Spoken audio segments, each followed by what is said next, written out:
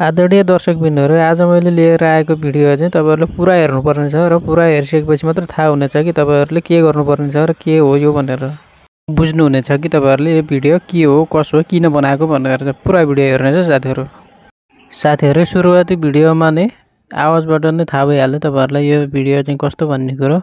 यो भिडियोमा एकजना पुरुषले चाहिँ एकजना महिलालाई आफ्नो पुरुषपन देखाइरहेको छ। यो भिडियो चाहिँ जहाँको भए पनि एउटा पुरुषले चाहिँ एकजना महिलालाई अन्याय गरेको देखिन्छ। खासमा गल्ती कसको हो, के हो, केही थाहा छैन। यो भिडियो चाहिँ सामाजिक सञ्जालबाट फेला परेको थियो। अनि गल्ती जसको भए पनि यस्तो हुने गरी यसरी पिट्नु चाहिँ हुँदैन।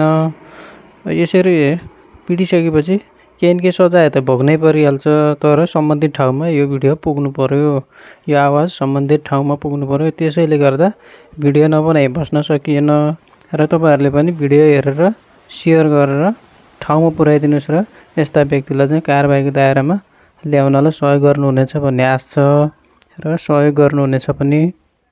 ओके साथीहरू, अब ओरिजिनल साउन्डमा चाहिँ यो भिडियो पुरा हेर्नुहोस् है त। अनि यसपछि तपाईँहरूले यस्तालाई के भन्न चाहनुहुन्छ कमेन्ट मार्फत भन्न सक्नुहुनेछ साथीहरू है त।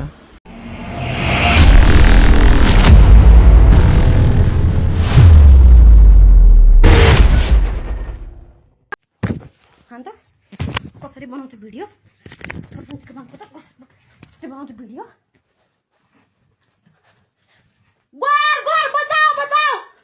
मार्यो, यसले मलाई मार्यो।